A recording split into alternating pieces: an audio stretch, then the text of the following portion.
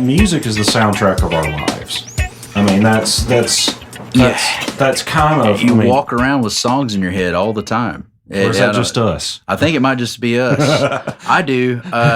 No, seriously. I mean, constantly, every day. Yeah, I mean, I'm sure we're more involved and in tune to it than people who are not musicians. But at the same time, I don't know that we are either. I may be wrong about that. Well, even non-musicians have the emotional connection with music. Right, everybody has maybe that. they were going through a divorce. Maybe it's when they got married, their kid was born. Right. You're gonna have stuff like that hit you, whether or not you pick a guitar up or a shovel, man. Yeah. And it's it's all relative to living in the moment and having those slabs of polyvinyl chloride with etching. Nice. Etchings. Yeah, that's what I deal in. Polyvinyl chloride.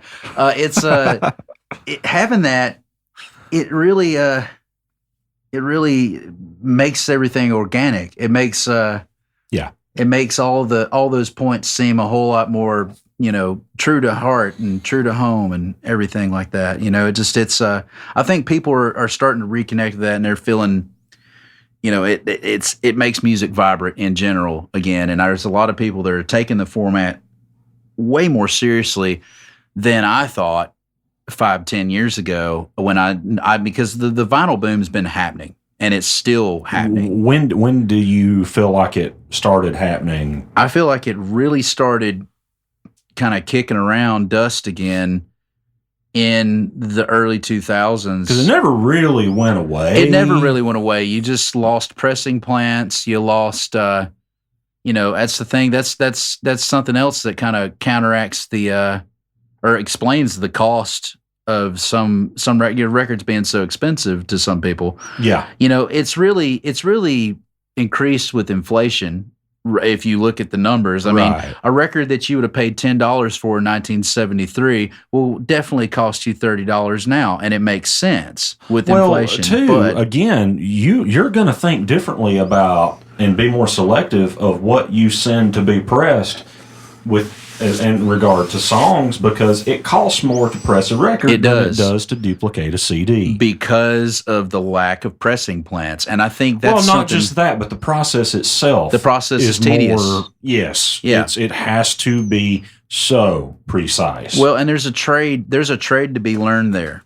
That's something that there's an art to pressing records that got lost with some pressings that happened in the 80s. And I always cite this as something really interesting. It interests me because they thought at one time RCA introduced the flexi disc, and there were all their artists had these super. They made these LPs that were just almost floppy. It was like having a floppy disk. It was ridiculous, and they claimed that with the thinner record you had higher fidelity, but in reality, with the thinner record you had more worn out grooves, especially if you spun it a whole lot, and you had to buy that record more times in return.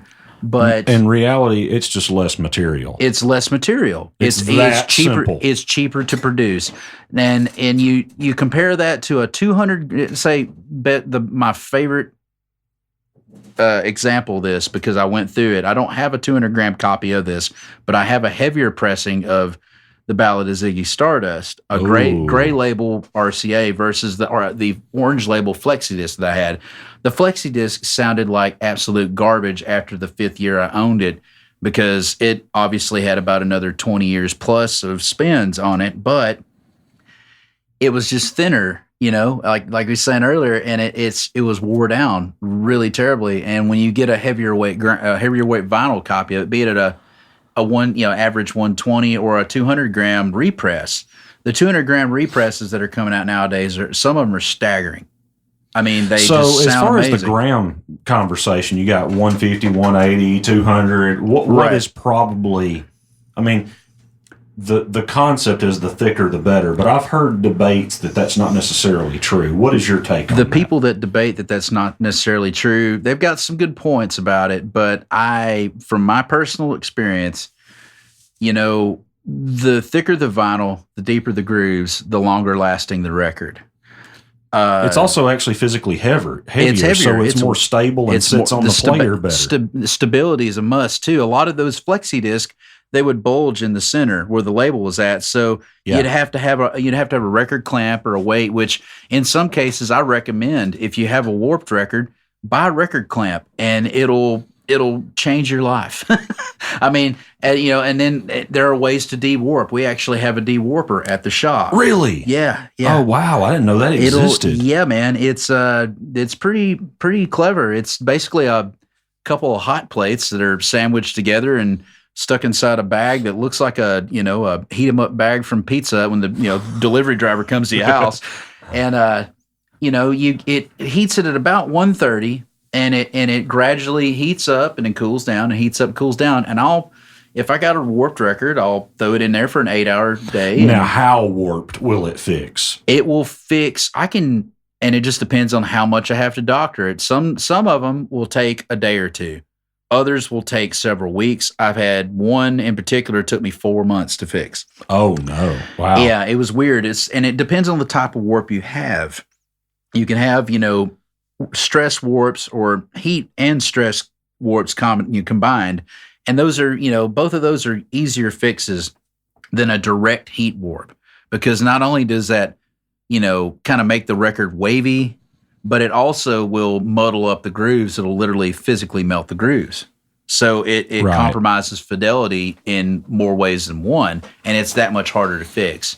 But the ones that are, just heat stress warp related, those are usually easier fixes. I wish I had known that was a thing, because I literally got rid of some records a few years ago that I just felt, well, that's unplayable now. Well, and then, I had a Clarence Carter best of and this is completely the old school way of doing it, but we used to we'd take a glass panes, like super heavy glass panes, and I had to do it in, good old Alabama 100-degree weather to get it to pull it off right, and set it on a concrete surface in the tack paper inner sleeve, and sandwich it and let it set in the sun, and flip it, go out there and check it. I'd run back into the room and check it on the record player every couple hours and see if it worked it out and all that good stuff. But yeah, man, did that work? It did. It fixed it. And it's a mint copy too. It was mint except for the stress warp, and I fixed it when it took me 5 hours to get it to work right.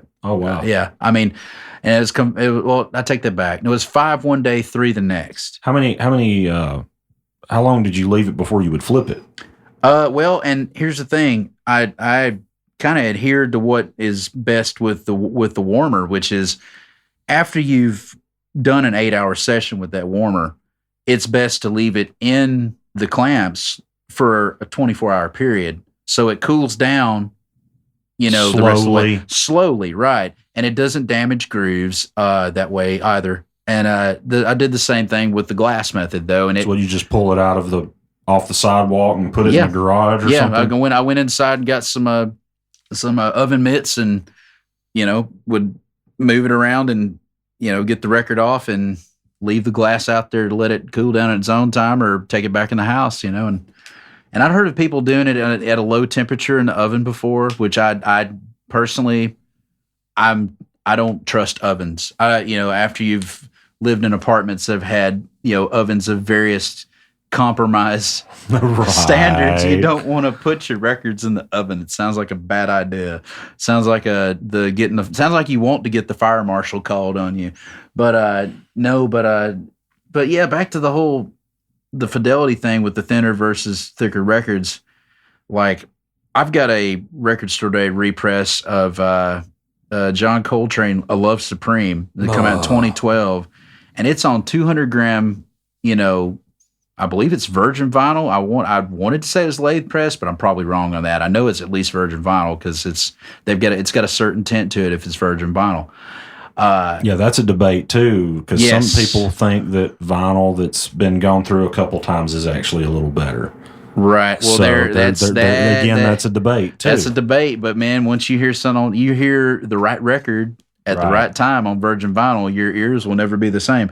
But that in particular copy of that, I listen to that and I feel like I'm sitting in the room with them while they're performing. It's amazing. That record in general for if you want a Coltrane starter, my favorite things in A Love Supreme are hands down probably my two favorites if I had to pick a favorite, although I can't overlook Giant Steps or Blue Train either.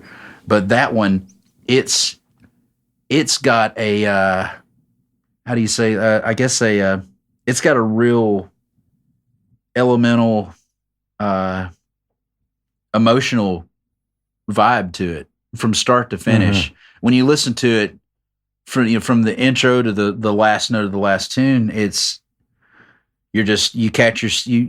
I catch myself gasping like for breath every time I'm listening to it because it's really that good. Well, that's the way I feel about Kinda Blue. Oh yeah, dude, Miles totally, Davis. totally. That I think I bought it from you guys. Actually, yeah. I got the 33 and a third, and I really should have got the 45 version of that. Here's the thing about that one in particular too that not a lot of people know is that they reissued it recently, and there was a couple articles around about it too that it was mastered at the wrong speed, and it's ever so slight, but it's enough to offset it. And we've been listening to Kinda Blue at slightly wrong key for years and years and years. But did they leave it that way when they remastered it? No, they fixed it.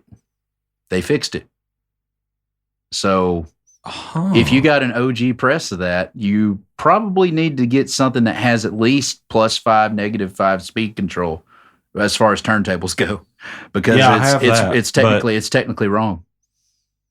Yeah, it's nuts, dude. Okay, my mind is blown. You're gonna have to go back and dig, man. But oh wow. But yeah, dude. I think mine's a new pressing though. Yeah, you've got the one they've docked. You've got the right one. But wow, I don't know. Maybe I want the wrong one because the wrong one is so perfect. I've got the wrong one, technically, air quotes, but I love it. It's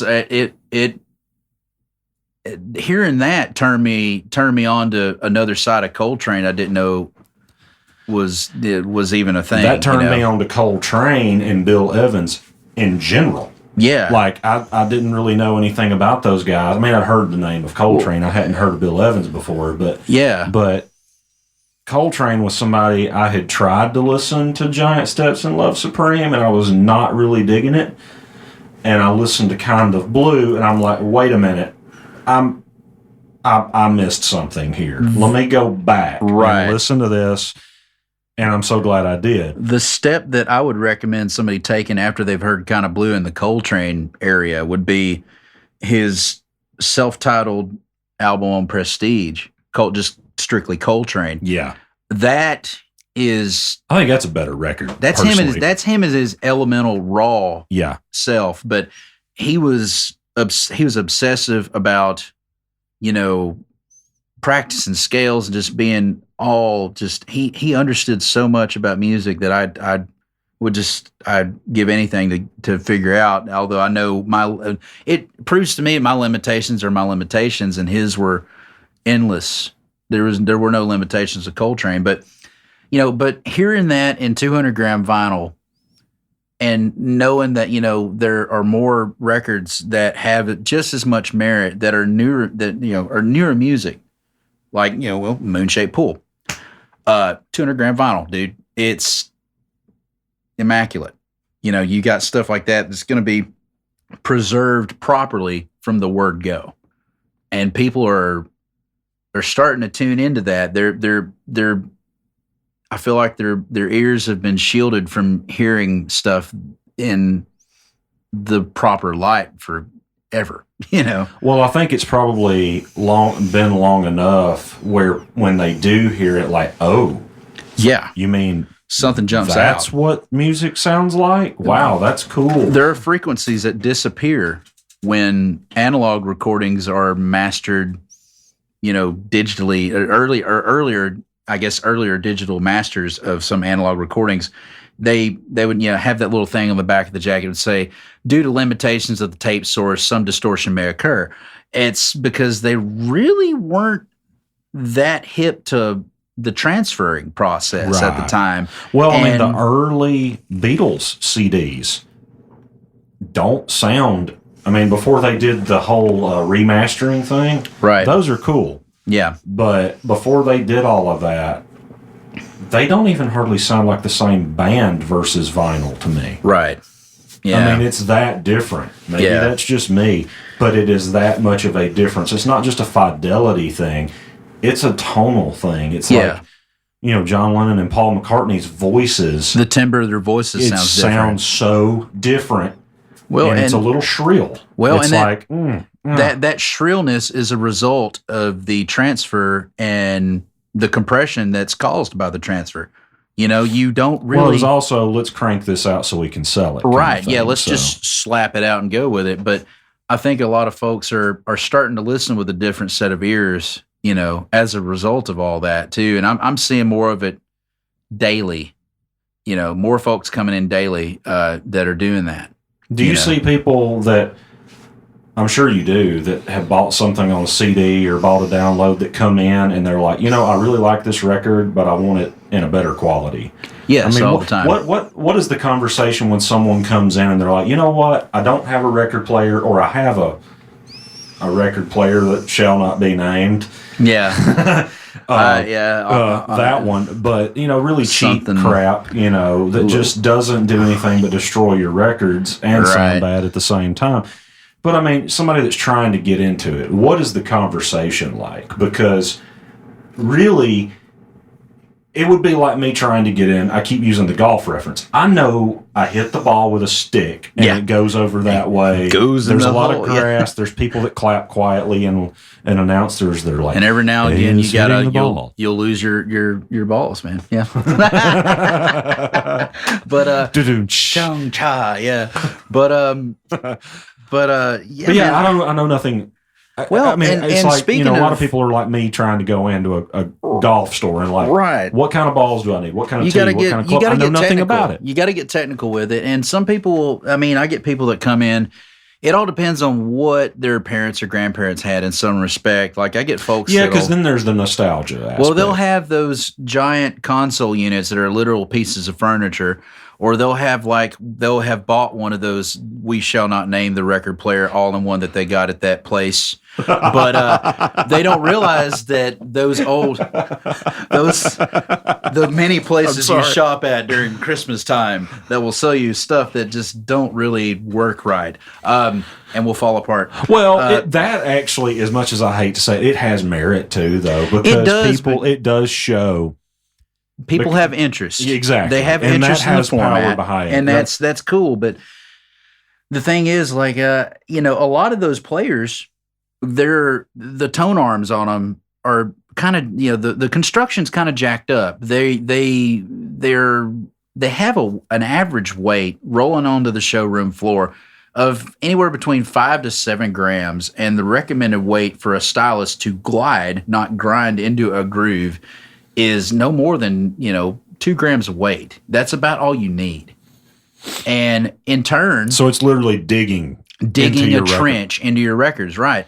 And if you're playing the record, an average of 20 to 30 times a week, you're going to start noticing weird things happening to the frequencies. It's going to sound like there's static around the music and stuff, and that's because it's just hulling it out, man.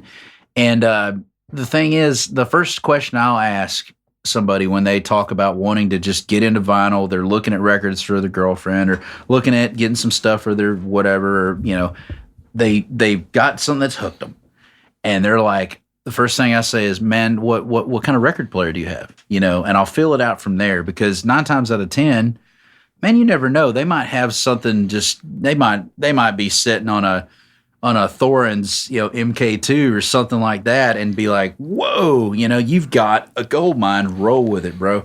But most of the time it's, they'll get those record players that we talked about, and I'll be like, look, I'll show them the starter models that we carry, and I'll show them, the mid-range and the higher end stuff that we carry, because we carry, in my opinion, probably the best affordable belt drive turntable, for the money on the market. Yeah, because today. you can spend as little or as much as you want, and You at some can. point, You there's.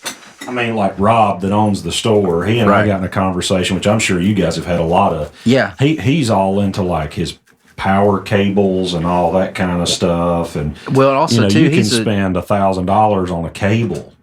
Well, yeah, or I mean, more. and you got to look at the type of turntable he has too. He's rocking the VPI stuff, and that alone is an investment, really. But that is a word that I think, yeah, it's an investment within itself, and really, you want to get to that point where you have the object of having a better turntable is to have as little outside and inside interference, meaning that the day-to-day interaction versus the motor running inside of it, you want it to be as quiet as possible in order to get the best reproduction possible. And the higher end turntables have that advantage, but not everybody can shell out the type of cash that is needed to have that. It's for me, man, it's like that's a car sometimes, What does on a budget realistically? What will get you in the? I would say what will get you going good. Well, you've got two options. Really, and I'm just going to use this as a basis because honestly, it's like I said, we carry the DP 300F series right now. They've released a 400F too, but I've not gotten to get into those just yet because we've got to hustle some of those. But it's you get the DP 300F. And then there's a PM5005 Marantz receiver, 40 true watts a side. It's really all you need. The lower wattage, it's kind of like guitar amps, man. Like lower wattage, cranked up, kind of sounds better than high watts that are just blasting you in the face. Well, I mean, like, where are you playing the music? Are you in a club or are you in your living room? Right. Yeah. You don't want to have your club set up in your bedroom. Right. You want to have your laid back, schwanky, economic setup in your bedroom or your living room. But you can take the speakers, the turntable, the receiver, and a good set of speakers, and you're looking at probably in the ballpark of maybe $1,100. I would think if you wanted to get the three, the A, B, and C equals awesome, But you can also go the route of finding a good set of powered speakers. There's a Canto, I think it's Canto Uden, I believe it's the name of it. We used to carry, and we can still order them as well. But they're really killer little powered speakers. They actually had some that reminded me of some of the Alesis reference monitors that they made in the late '90s, early 2000s. And like everybody studio monitors. Yeah, Cool. They got the same roll off and everything. They're killer. And what would a set of those set you well, back? those are usually, if you get the nice, I'd say the mid range, those are about in the ballpark of $300 to $400. But that's not too bad. And so if you go the powered speaker route, you kind of sacrifice having some basic EQ and stuff like that, and being able to run other stuff into it, or multiple components into it, but those have the capability of Bluetooth as well. So you can Bluetooth stuff to them and play off of your phone or whatever, iPad and what have you. And then it also does have like the step up has like another set of analog outputs. So what would be something like, say, if you had a set of powered speakers and someone had a little small mixing board? Right. Would that be a viable option? See that, and that just depends on how how well the mixing board is constructed. Really, those are that's a doable thing too. But most of the time, 9 times out of 10, with those Cantos, you don't need anything but your turntable and your speakers. You can cut them on, and you're getting what's coming right off the turntable, man. It's direct. You don't need a bunch of adjustment. You don't need a lot. I mean, because those turntables really perform that well. As far as belt drive stuff is concerned, I researched personally. I spent several months, because we carried them before I started on, but I didn't realize the depth of what Denon had worked with those. And there are other options on the market that are pretty much the same thing, but they've got the bells and whistles kind of covered. You got your counterweight, which is really important with maintaining that gram ratio there. Keeping it between 1.5 to 2 grams, depending on the cartridge that you have.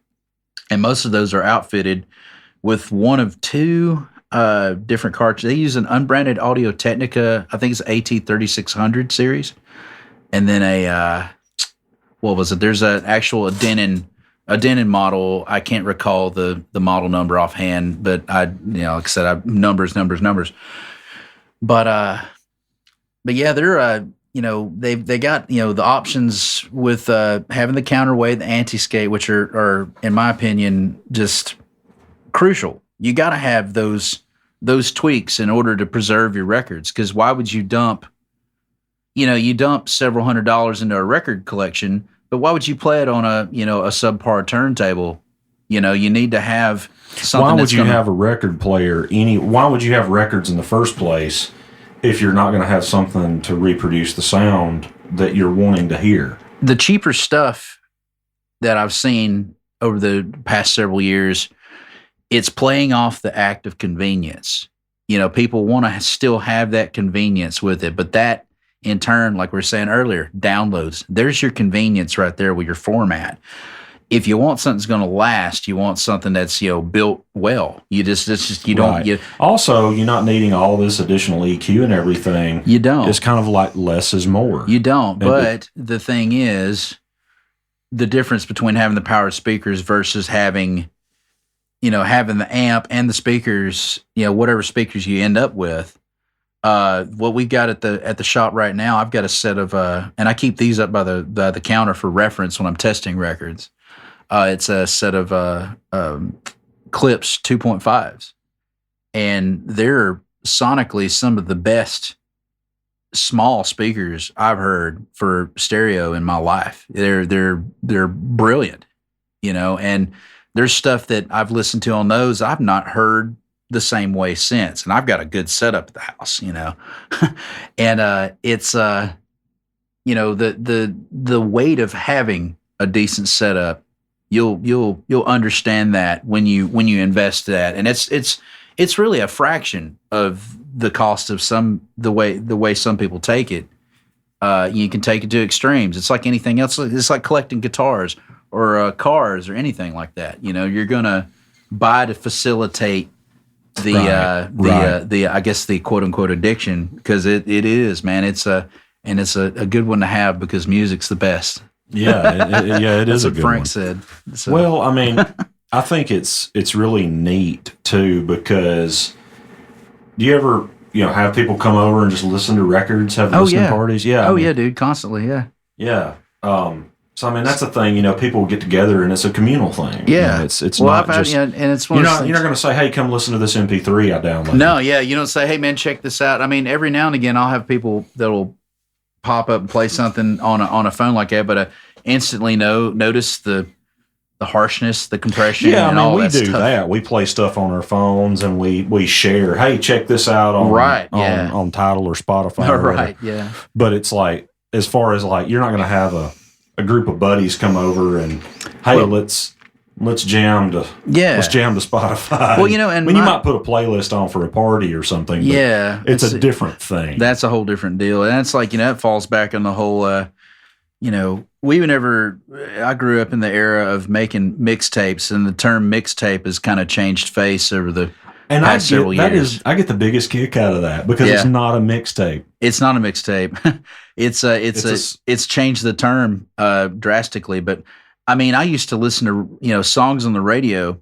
I would wait around listening to the KDF translator and, waiting to hear, Jermaker.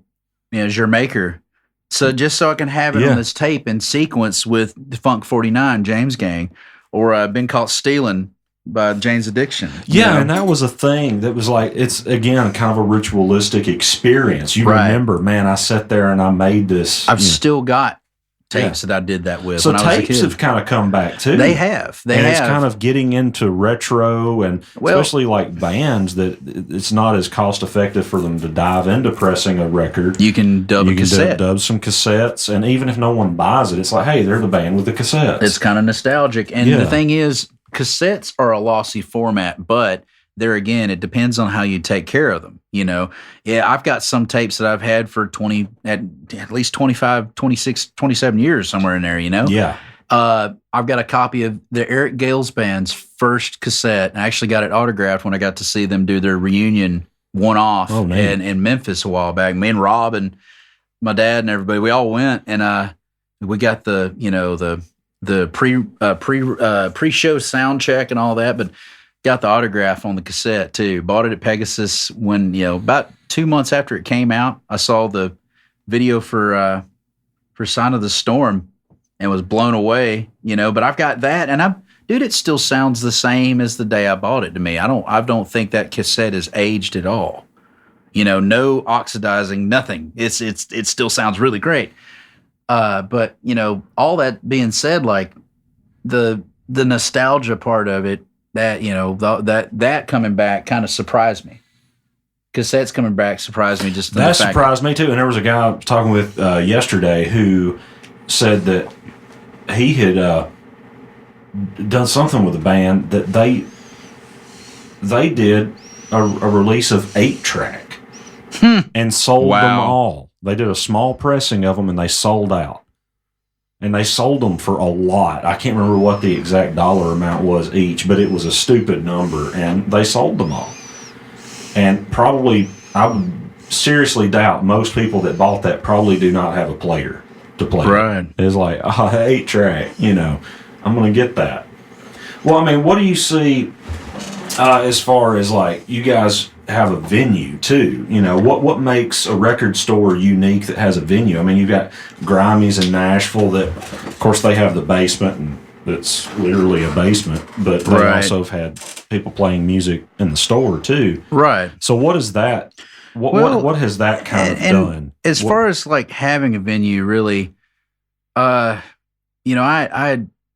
done it a time before with another record store I worked at, and called Underground Art and Sound that was downtown, and that was such a cool vibe. It was a cool, it was a groovy place, man. Ground. And it was interesting and electric because there's a lot of bands that popped up around that time that are some of my favorites. Space Tiger, Pray the Mantis played. Yeah. I booked their first show there, and it was interesting to me to be on that side of things, but your limitations as a venue are instantly recognized when you try to set up in a record store. But I think that makes it beautiful. It makes it really amazing. Everybody's closer, especially the down camaraderie there. It's comes so small. Back huge. Yeah, and so you're kind of forced into conversation, and people tend to thumb through records, and you make some sales in that way too. I mean, I know as a musician, having played in bands in the past at the store, I played down there at Underground and played New Way and stuff a couple times. It's really cool because I did a record release there, and it's really cool to do that because, well, it's kind of one of our sanctuaries. It's where we like to gather. And something else this kind of ties in with the conversation I literally had day before yesterday over at Counts Brothers was Dad and Barry Billings were talking about this, and I thought it was really interesting because I've heard this before, but it's true. You can set an acoustic guitar in front of a speaker and play music through it, and it'll brighten the guitar up. It'll liven it up. It'll sound better exponentially after you play it. Well, it's vibrating the wood. Yes. With playing in a room full of records, man, even though they're sleeved up and in polys, they're going to get more oomph. That stuff that's going out the door, it's been treated with live music, and I feel like now you're getting very ethereal, and I'm not disagreeing with you. I'm kind of trying to decide how I feel about that. It's been treated with live music. So Yeah, that's an interesting thought. Well, for the longest, there's definitely an energy. Yeah. Well, for the longest, I kept my and I can't do this now because I've run out of room. I had to move my records up front to make for more room for more records. And Right.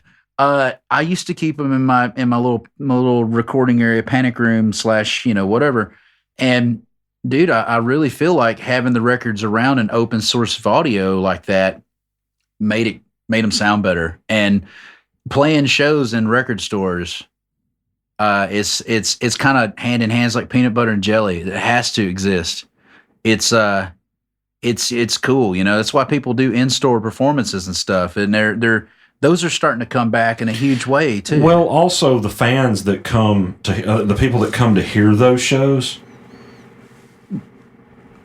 they're there for an experience. They're there for the music. And you can only get directly. Yes, they're there for the music. Right. And they're that more, is a beautiful thing when like-minded people come there. And it's great when you're the band or the artist who's performing for people who actually want to hear what you're doing. They want to hear what you're doing, and they're more likely to buy a record. Yeah. But there again, excuse me, the limitations of space sometimes, it has its pros and cons. But I guess I don't know, man. It's I don't know where I was going with that.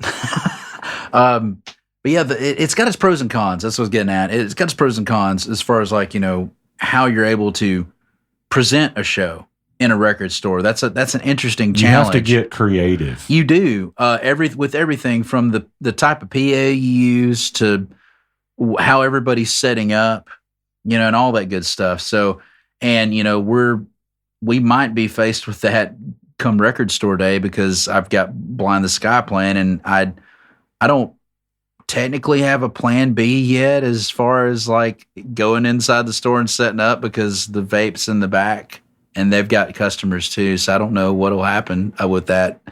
We might wind up having them do an acoustic set right over there in front of my workstation, and dude might be playing their drummer might be playing on a record box or something. That would be awesome. That would be really cool, actually. Really. Yeah, I don't know. That would be so cool because it's unique to that one experience. Right. No, yeah, we won't get that again. That'll happen. Yeah, it happens, and that's it. Yeah, and that's so beautiful. That moment, yeah. But yeah, I think that's extremely valuable. And necessary too. So anyway, let's wrap this up, man. Thank you for joining us on the interview, the podcast. It's been a joy sitting here talking music. I could talk this mess all night long. You're fun to talk records with because we both love music so much. Get off in the tangent, man, yeah. But let me ask you one last question, and it's, what's one thing, if you could say to people about music, records, record store, what have you, what would you like to say? If you had a moment to say, here's something that I want to tell the world about music. Music's a living, breathing creature, both in performance and in format. And if you accept the format the same way you accept the live experience, your life will just, be better in general. I feel like having an abundance of music around you at all times, it helps boost your morale in general. And, having people coming in and out of the store that are getting that experience, that's, at the end of the day, my favorite thing ever is turning somebody onto something that, that blows their mind, just makes them step back and go, wow, I didn't know this was a thing. I have to find every record by this artist imaginable right this second. And honestly, if it's in print, I can order it and get it to you, at the drop of a dime.